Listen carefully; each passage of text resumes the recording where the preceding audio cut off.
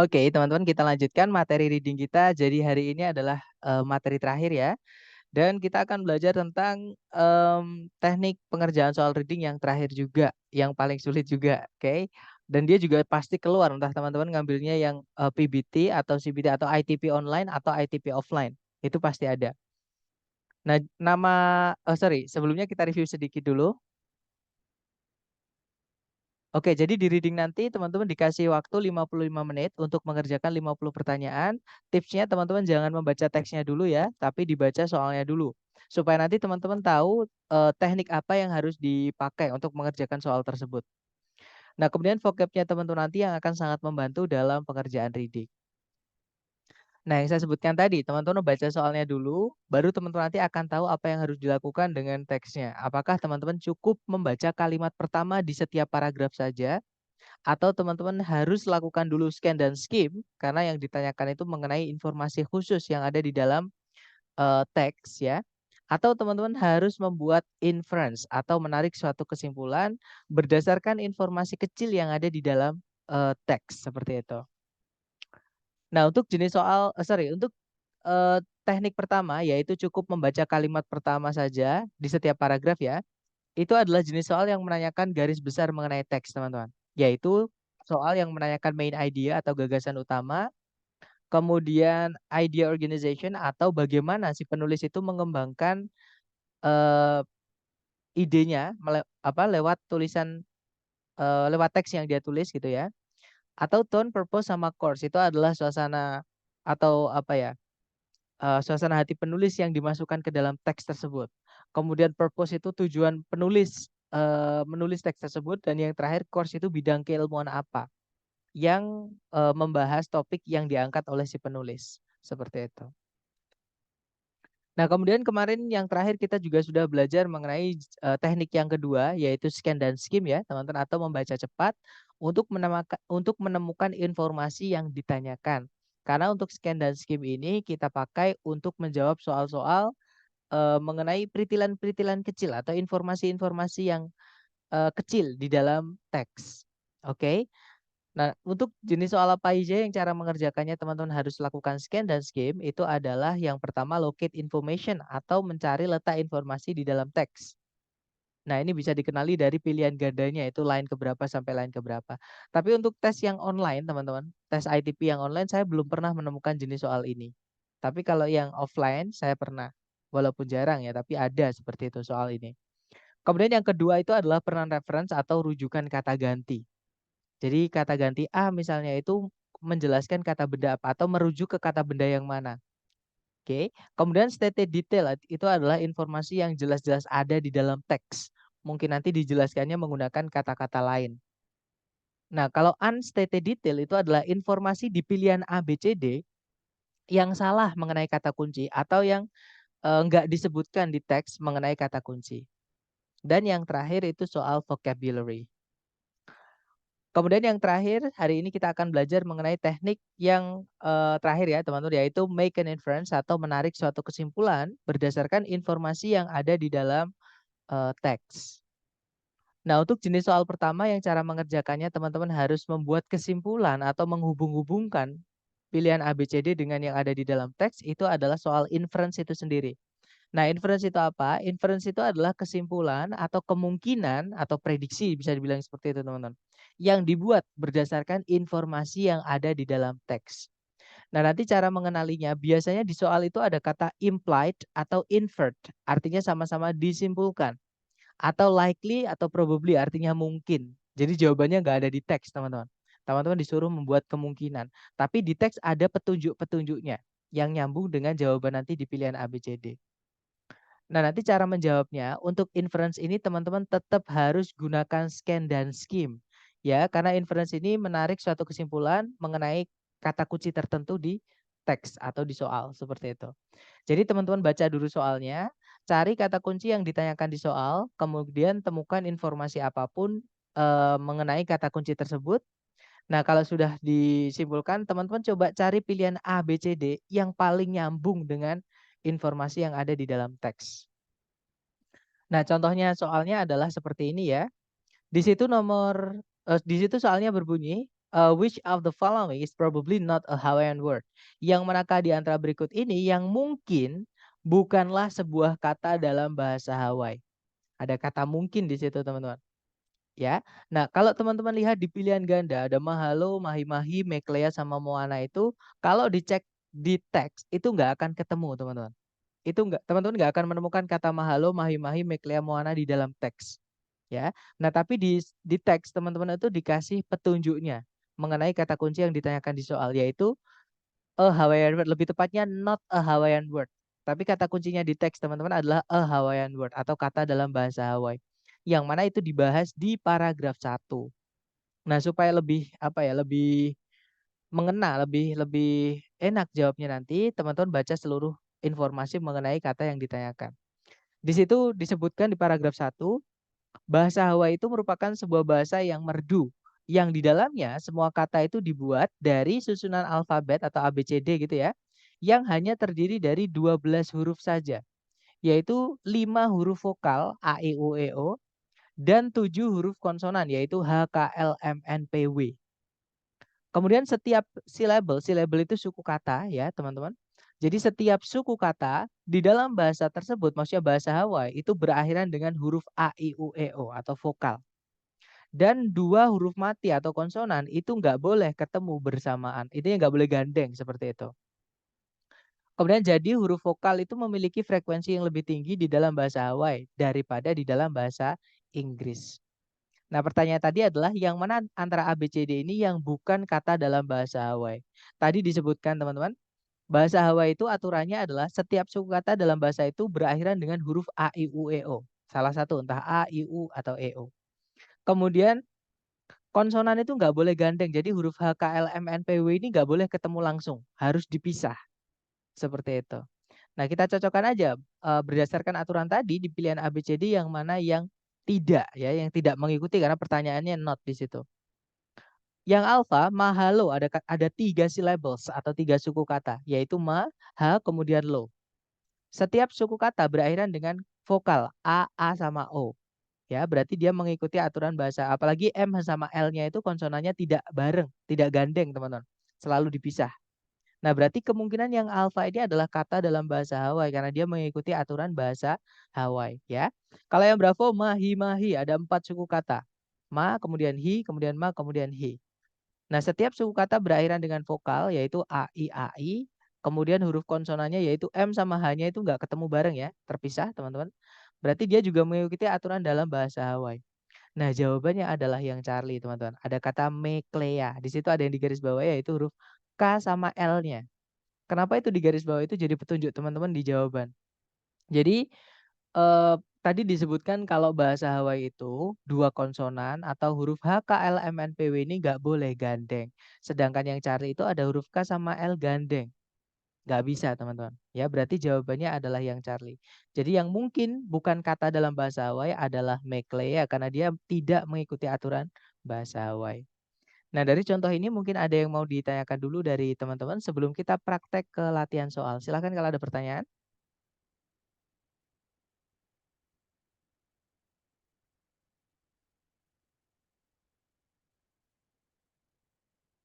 Nggak ada ya? Baik, kalau nggak ada sekarang kita coba ke latihan soal. Di sini ada 2 soal, berarti teman-teman punya waktu 2 menit. Jangan takut salah, dicoba dulu. 2 menit dimulai dari sekarang, silahkan teman-teman.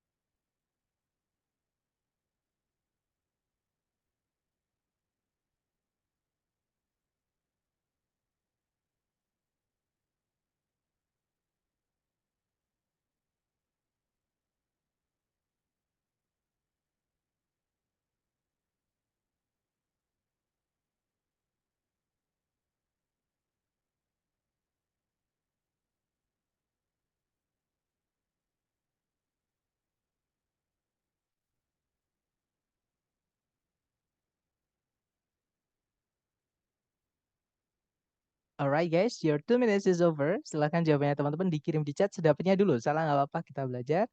Right, ada jawaban Alpha Charlie. Alright, ada juga Alpha Delta. Oke, kita cek ya.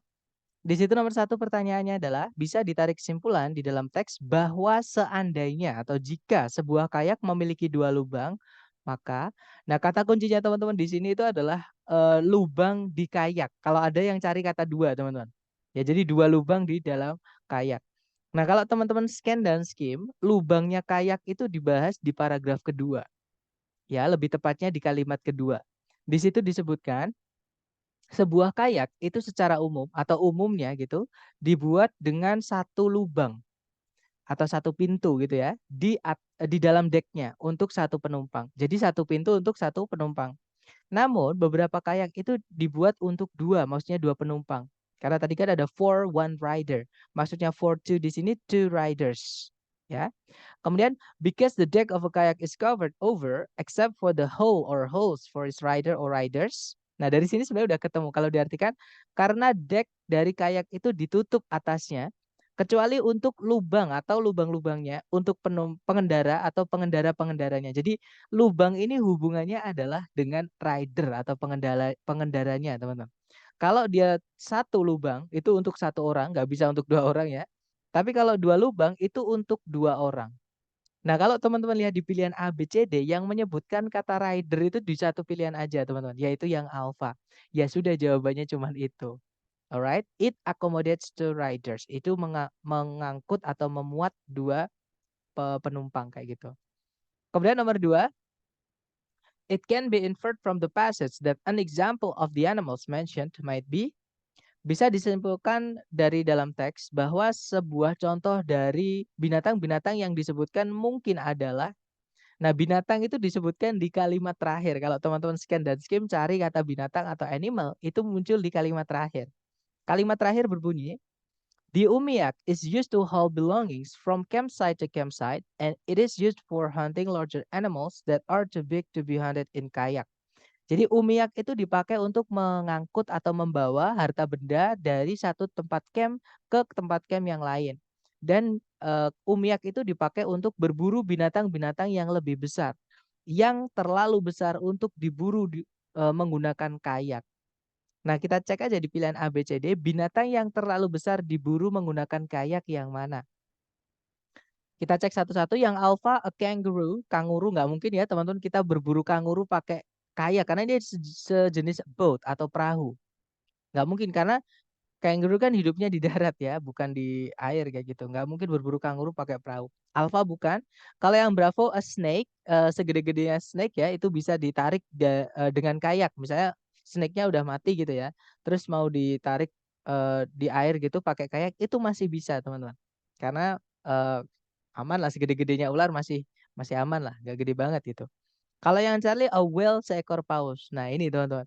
Kalau berburu paus pakai kayak, yang ada kayaknya dibawa sama pausnya ke air gitu, dibawa tenggelam gitu, nggak kuat karena paus gede banget ya. Eee, misalkan pun kalau pausnya itu udah mati ditarik pakai kayak itu juga nggak mungkin teman karena paus gede banget. Jadi ketemu jawaban nomor 2 adalah Charlie ya teman-teman, a whale atau seekor paus. Kalau yang delta a salmon atau seekor salmon itu segede-gedenya masih bisa ditarik dari di air gitu ya pakai kayak. Oke jadi jawabannya alpha Charlie. It's okay, kita coba lagi ke nomor berikutnya. Di sini ada 3 soal, berarti teman-teman punya waktu 3 menit. Dicoba dulu, jangan takut benar. 3 menit dimulai dari sekarang, silahkan teman-teman.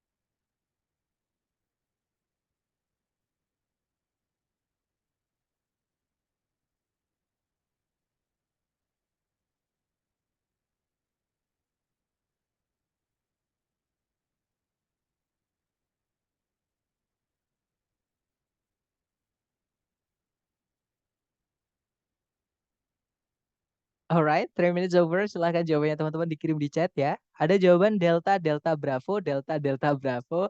Oke, dan sepertinya teman-teman sudah terbiasa dengan soal ini. Ya, the answer is Delta, Delta, Bravo, teman-teman. Tapi mari kita cek bersama ya. Di situ nomor 3 pertanyaannya adalah, it is implied in the passage that, bisa ditarik kesimpulan di dalam teks bahwa. Nah, di soal ini nggak ada kata kuncinya teman-teman, yang ditanyakan tentang apa nggak ada.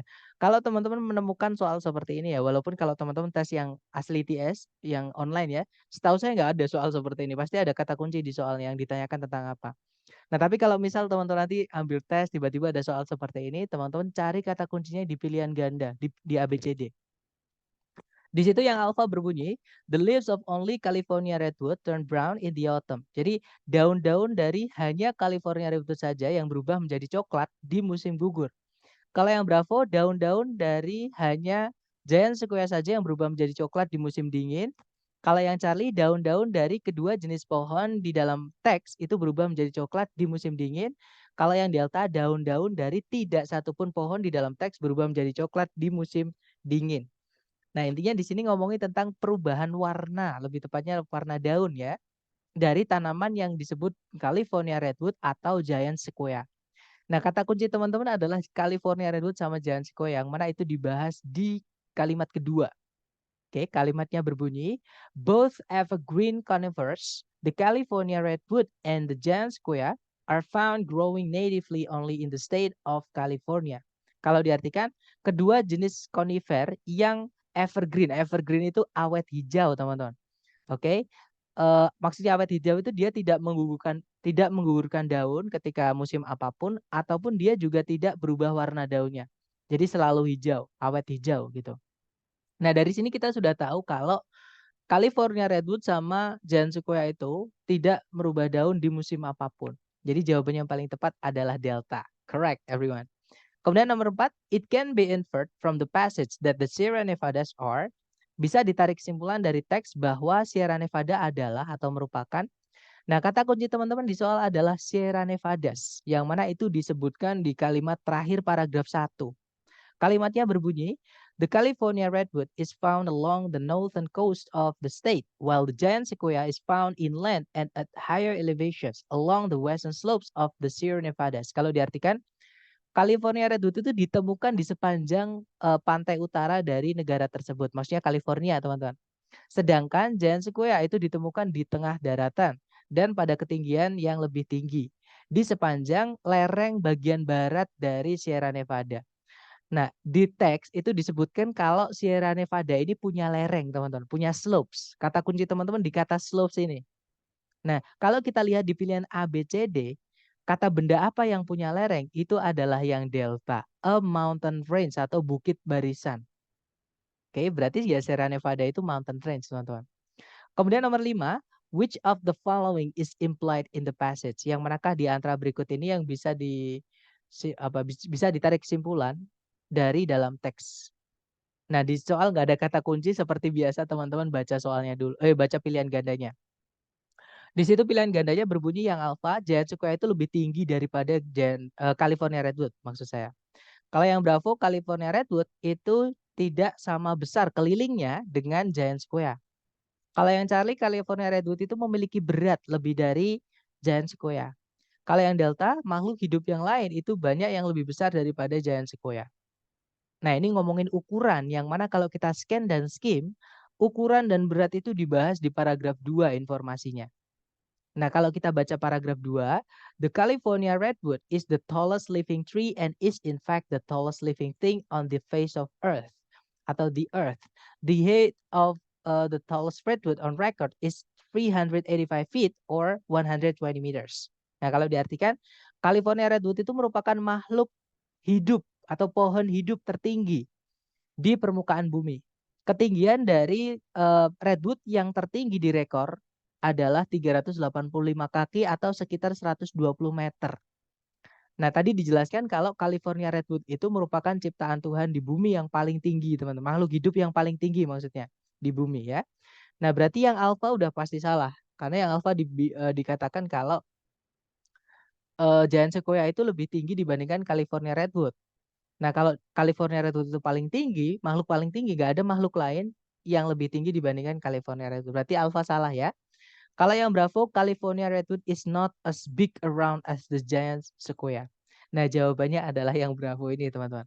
Ya, karena di kalimat kedua, kalimat berikutnya itu disebutkan, though not quite as tall as the California Redwood, with a height of 320 feet or 100 meters, the giant sequoia is nonetheless the largest and most massive of living things. Nah, di situ kalau diartikan, meskipun tidak sama tingginya dengan California Redwood, dengan ketinggian hanya 320 kaki atau 100 meter, giant sequoia itu merupakan makhluk hidup terbesar di bumi. Ya, atau pohon terbesar di bumi. Jadi nggak ada yang lebih besar dibandingkan dia, seperti itu. Terus setelahnya itu disebutkan kalau kelilingnya itu dijelaskan lagi ya maksudnya, kelilingnya giant sequoia itu, eee, lebih dari 100 kaki atau lebih dari 30 meter. Di sekeliling, ini, keliling batang dasarnya, keliling yang bawah ini. Nah, berarti California Redwood itu kelilingnya nggak sampai segitu, teman-teman. Karena disebutkan kalau giant sequoia lah yang, makhluk hidup terbesar, seperti itu. Jadi jawabannya Bravo. Oke, lanjut ke nomor berikutnya. Di sini ada 3 soal lagi, dicoba dulu. You have 3 minutes, 3 minutes starts from now. Time's yours. Silahkan, teman-teman.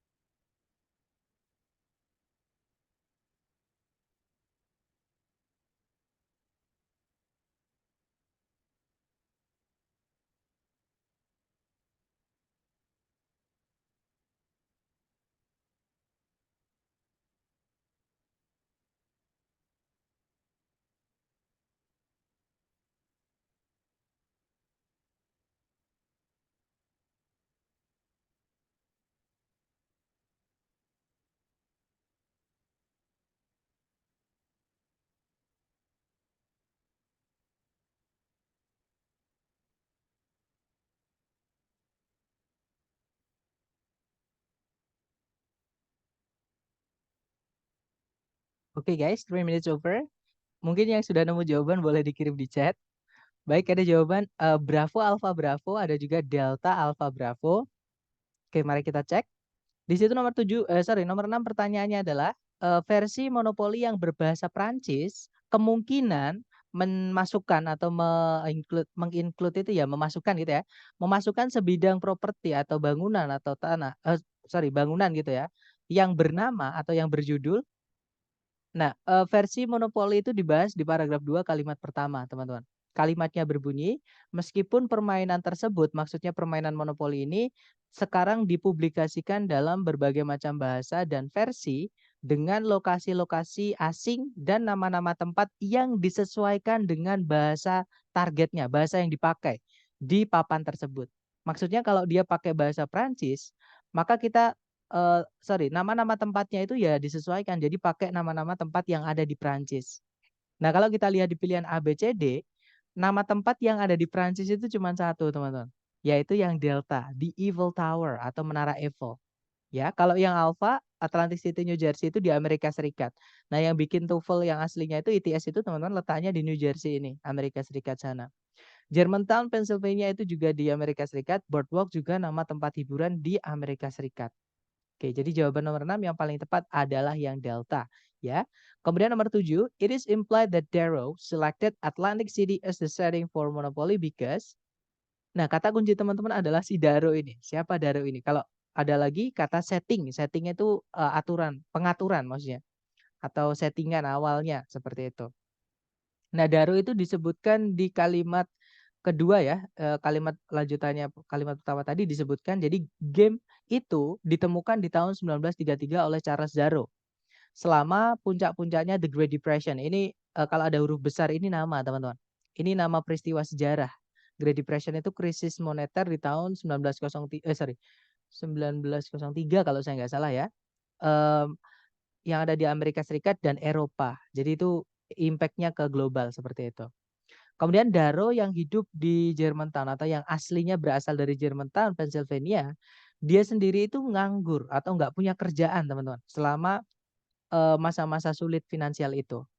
Nah, dia itu mengatur, nah ada kata set, itu kata kerjanya. Setting kata bendanya. Setting itu pengaturan, set itu mengatur. Jadi Darrow itu mengatur permainan aslinya atau awalnya tidak seperti yang diduga-duga yaitu di rumahnya Germantown, tapi malah di Atlantic City, New Jersey. Alasannya di setelahnya disebutkan kalau New Jersey itu adalah the site of numerous pre-depression vacations. Jadi New Jersey itu merupakan tempat-tempat dari sorry, merupakan situs atau tempat dari berbagai macam tempat-tempat hiburan atau tempat-tempat liburan selama masa sorry, sebelum masa depression tadi atau sebelumnya terjadinya the Great Depression. Nah, itu kalau kita logika ABCD teman-teman, yang paling nyambung adalah yang alpha ya. It brought back good memories. Jadi membawa kembali atau mengingatkan kembali kenangan-kenangan yang indah seperti itu maksudnya. Karena The Great Depression ini banyak sekali orang-orang kesulitan seperti itu. Jadi biar nggak sepaneng kalau bahasa Jawanya, biar nggak terlalu sedih, nggak terbawa oleh kesedihan, sama si Darrow ini dibuatkan mainan yang mengingatkan mereka dengan hal-hal yang menyenangkan di masa lalu. Kalau yang Bravo keluarganya berasal dari Atlantic City. Tadi tidak ada keterangan dari mana keluarganya Darrow ya. Yang pasti Darrow itu disebutkan kalau aslinya dia itu dari Germantown, teman-teman. Tapi keluarganya nggak tahu, nggak disebutkan. Kita nggak bisa menarik kesimpulan seperti itu. Kalau yang Charlie, orang-orang dari Germantown itu mungkin bakal dibuat marah kalau dia menggunakan Germantown. Tidak ada sama sekali yang menyebutkan orang-orang Germantown ya, teman-teman, ataupun hal yang bisa membuat marah orang-orang Germantown di situ. Oke, berarti Charlie juga bukan. Kalau yang Delta Atlantic City itu lebih besar dibandingkan Germantown. Sama sekali tidak ada keterangan ukuran. Kita nggak tahu yang mana yang lebih besar. Ya, yang ada disebutkan di situ keterangan mengenai New Jersey kalau New Jersey itu banyak tempat-tempat hiburannya. Ya, kalau yang ramai dikunjungi sebelum masa depression itu. Jadi jawabannya yang alpha. Kalau nomor 8, Parker Brothers is probably Parker Brother kemungkinan adalah. Nah, kata kunci teman-teman Parker Brothers yang mana itu disebutkan di kalimat terakhir, teman-teman. Kalimatnya berbunyi, Darrow made the first games by hand and sold them locally until Parker Brothers purchased the rights to Monopoly in 1935 and took the first step toward the mass production of the day. Kalau diartikan, Darrow membuat permainan Monopoly pertamanya manual ya teman-teman, jadi nggak pakai mesin, kemudian menjualnya secara lokal saja, dijualnya di asli tempatnya dia yaitu Germantown saja. Sampai akhirnya Parker Brothers, ini nama juga karena hurufnya besar semua. Dia itu membeli hak apapun atas monopoli, entah hak cipta, hak milik dan sebagainya ya, di tahun 1935 dan mengambil langkah pertama menuju produksi massal hingga saat ini. Nah, berarti karena dia memproduksi massal monopoli atau mainan, artinya dia perusahaan pembuatan mainan. Jadi jawabannya yang Bravo, teman-teman. A game manufacturing company atau perusahaan pemanufaktur atau pembuatan mainan. Seperti itu. Oke, kita lanjut. Nah, itu tadi jenis soal pertama yang cara mengerjakannya teman-teman harus lakukan inferencing atau invering ya, teman-teman, atau menarik kesimpulan yang berasal dari berdasarkan informasi yang ada di dalam teks. Nah, sekarang kita lanjut ke jenis soal terakhir yang cara mengerjakannya teman-teman juga eh, menyimpulkan atau menyambung-nyambungkan berdasarkan informasi yang ada di dalam teks. Yaitu soal tentang transisi, teman-teman. Transisi ini jarang sekali keluar ya, selama saya tes TOEFL, sejauh ini online, itu keluarnya cuma satu. Nah, transition ini nanti teman-teman akan disuruh nebak, disuruh apa namanya, memilih di antara A, B, C, D yang mana yang menjadi topik dari paragraf sebelumnya teks atau setelahnya teks.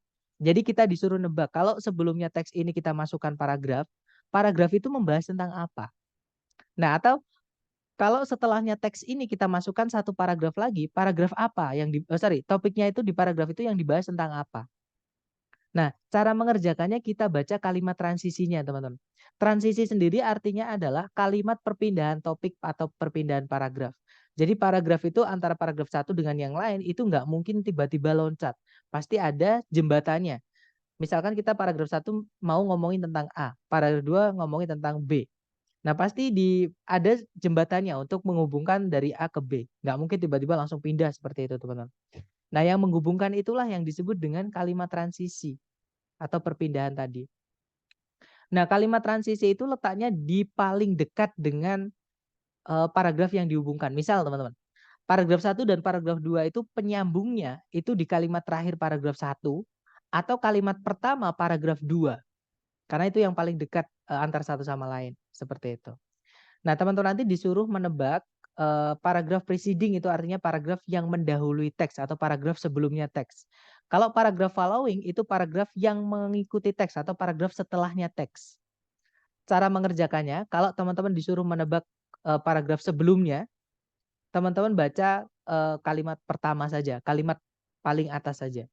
Kalau teman-teman disuruh nebak following paragraph atau paragraf setelahnya, maka teman-teman baca kalimat terakhir saja. Oke. Nah, contoh soalnya seperti ini. Di situ soalnya berbunyi, paragraf yang mendahului teks ini kemungkinan membahas tentang. Nah, kalau yang ditanyakan yang mendahului, kita baca kalimat pertama. Kalimat pertama berbunyi, mitos yang lain mengenai lautan membahas Davy Jones, teman-teman. Nah, tiba-tiba ada kata mitos yang lain dari lautan. Berarti paragraf sebelumnya ini juga ada mitos tentang lautan juga ya, tapi bukan tentang Davy Jones. Karena Davy Jones baru diperkenalkan di sini, baru disebutkan di sini. Artinya sebelumnya nggak boleh kita nyebutkan Davy Jones. Ya, artinya pilihan Alpha sama Bravo sudah pasti salah. Jangan dipilih. Nah, tinggal Charlie sama Delta. Kalau yang Charlie, a different traditional story from the sea. Cerita tradisional yang berbeda dari lautan. Nah, ketemu ya teman-teman, maksudnya cerita tradisional ini maksudnya mitos tadi. Mitos atau superstition atau tahayul yang dipercaya masyarakat. Seperti itu. Kalau yang Delta, preparing to travel on the ocean, mempersiapkan perjalanan menuju laut, itu sangat jauh ya teman-teman. Karena kalau mempersiapkan perjalanan di laut, itu sesuatu yang non fiksi atau nyata, real. Kalau teks ini ngomongin tentang hal yang fiktif atau yang nggak nyata, Davy Jones atau cerita mitos. Jadi nggak ada sebenarnya. Seperti itu. Jadi delta bukan, nggak terlalu loncat seperti itu. Jadi jawabannya Charlie, teman-teman. Mungkin ada yang mau ditanyakan dulu sebelum kita praktek ke latihan soal untuk teman-teman, silahkan.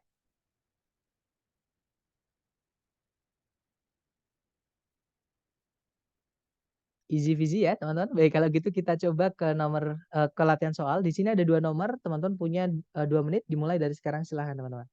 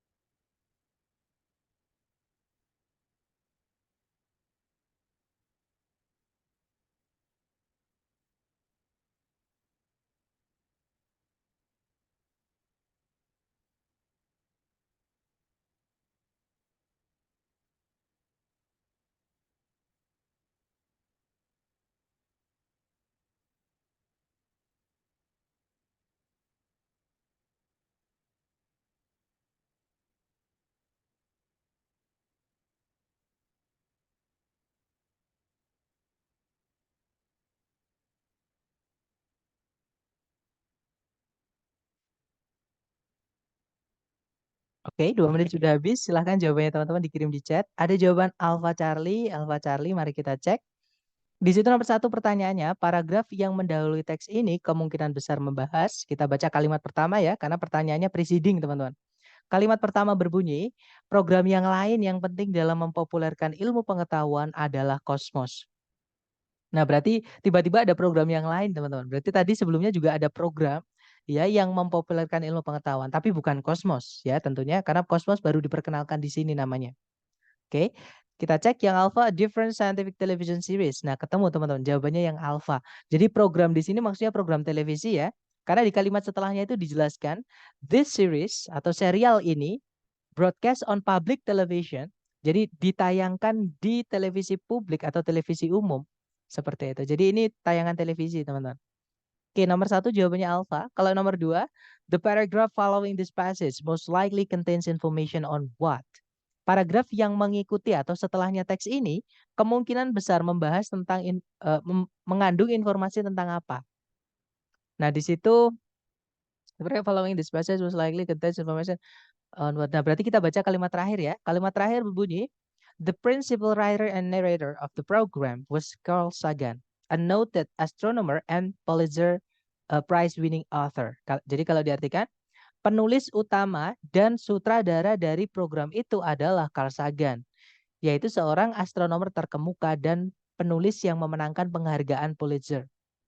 Nah, ini udah mengangkat ke Carl Sagan ya, bukan lagi kosmosnya, tapi ke penulis sama sutradaranya. Berarti paragraf setelahnya ini nggak mungkin balik lagi tentang kosmos. Nanti maju mundur, teman-teman. Ini ngomongin tentang Carl Sagan. Jadi jawabannya Charlie, the astronomer Carl Sagan. Right, good job. AC ya. Lanjut ke nomor berikutnya. Nah, kalau tentang tsunami berarti sudah terakhir, teman-teman. Di sini ada 2 soal, berarti teman-teman punya waktu 2 menit dimulai dari sekarang, silahkan.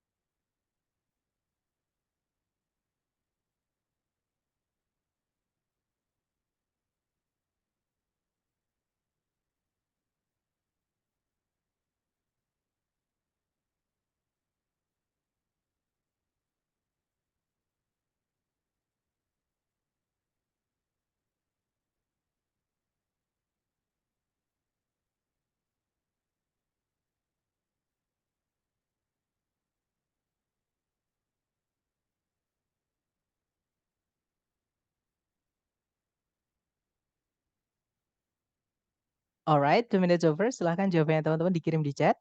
Ada jawaban Charlie Bravo, Bravo, Bravo. Oke, kita cek. Di situ nomor 3 pertanyaannya adalah, paragraf yang mendahului teks ini kemungkinan besar membahas tentang apa?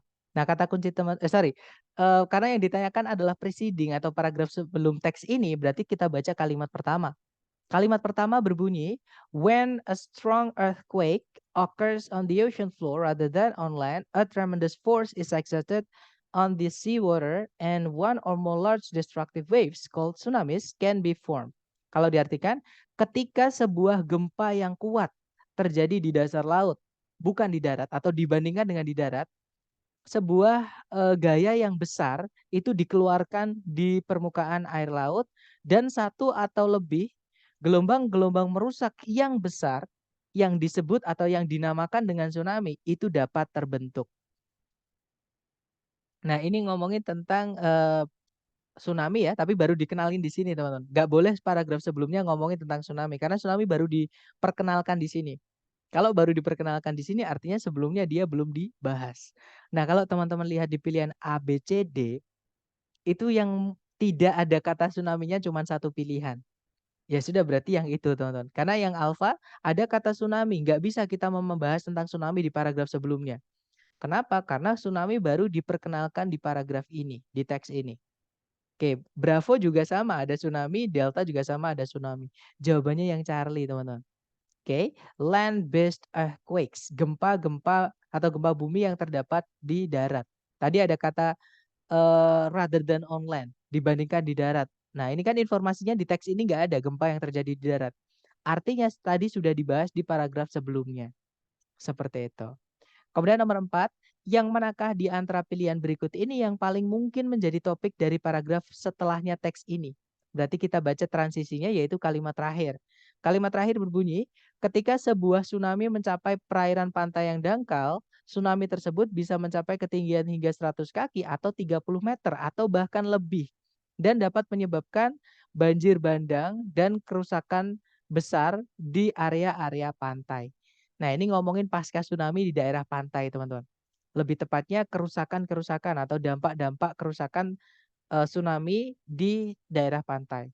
Nah, jawaban yang paling tepat yang Bravo ya, the destructive effects of tsunamis on the coast. Jadi uh, effects atau dampak merusak dari tsunami di daerah pantai. Seperti itu. Nah, itu tadi adalah penutup program kita 1 bulan kemarin ya, teman-teman, mengenai inference tadi. Nah, mungkin ada pertanyaan dulu dari teman-teman sebelum kita tutup, teman-teman silahkan. Kalau ada pertanyaan apapun, sepertinya teman-teman bisa meng-unmute kalau ada pertanyaan nggak apa-apa, atau kalau ditulis juga nggak apa-apa. Sir, kita tes TOEFL-nya tanggal berapa ya? Nah, karena hari ini program selesai, Miss, kemungkinan hari Senin itu sudah selesai nanti. Seperti itu. Kemungkinan ya, tapi kira-kira ya sekitar minggu depan. Dan teman-teman jangan khawatir, karena tesnya itu bukan cuma 1 hari, teman-teman. Jadi ada rentang kalau saya nggak salah ya, itu 1 minggu. Dan teman-teman misalkan kalau tes pertama itu gagal, teman-teman bisa mengambil tes lagi. Seperti itu. Jadi ada kesempatan kalau saya nggak salah itu ada 4 kali tes. Kalau saya nggak salah. Atau 3 kali lah gitu. Nah, nanti teman-teman untuk sertifikat dari lembaga yang dipilihkan adalah nilai yang tertinggi. Kalau saya nggak salah ya teman-teman. Nanti bisa kalau teman-teman untuk memastikan bisa dikonfirmasikan ke admin lembaga. Karena di apa namanya, periode-periode yang lama dulu pertama kali saya masuk Kingdom seperti itu. Jadi yang diambil itu adalah nilai terbaiknya teman-teman. Misalkan reading teman-teman terbaiknya di tes pertama. Kemudian structure terbaiknya di tes keempat. Listening yang terbaik di tes ke pertama. Nah, itu diambil yang baik-baik seperti itu. Nanti dibulatkan. Tapi yang saya tahu untuk sertifikat dari Kingdom nggak bisa dipakai untuk LPDP. Tapi kalau untuk kepentingan yang lain, misalnya tempat kerja teman-teman, kemungkinan bisa.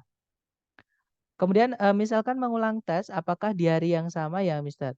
Boleh. Jadi kesempatan teman-teman hanya ada 4 ya. Jadi kapanpun itu boleh gitu. Misalkan, tapi memang disarankan pertama kali admin mengumumkan di grup membuka tesnya itu silahkan langsung ikut tes teman-teman. Gitu. Jadi silahkan langsung ikut tes. Kalau kalau saya nggak salah nanti nilainya teman-teman akan langsung keluar setelah tes otomatis. Nah, kalau misalkan kurang puas bisa remedi lagi, bisa remedi lagi, bisa remedi lagi. Seperti itu. Di hari yang sama setahu saya nggak apa-apa sih. Setahu saya ya teman-teman. Oke, terima kasih, Mister. Alright. Dan teman-teman nanti misalkan nih, Sir saya merasa belum siap. Jangan khawatir, saya sudah buatkan latihan terutama untuk struktur ya teman-teman, yang sudah saya samakan kisi-kisinya. Nah, kalau teman-teman penasaran atau teman-teman pengen dapat itu nanti japri aja ke saya. Free ya teman-teman, gratis. Kayak itu ada pembahasannya juga untuk apa namanya, latihan kisi-kisi yang saya samakan. Jadi soalnya beda tapi saya samakan kisi-kisinya. Misalkan nomor 1 yang hilang subjeknya. Nah, saya buatkan soal yang di pilihan ganda itu yang hilang, sorry, di soal itu yang hilang adalah subjeknya juga. Jadi teman-teman cari di pilihan ABCD yang bisa jadi subjek. Misalnya seperti itu. Oke. Nah, mungkin ada pertanyaan lagi, that's good question teman-teman mengenai tes?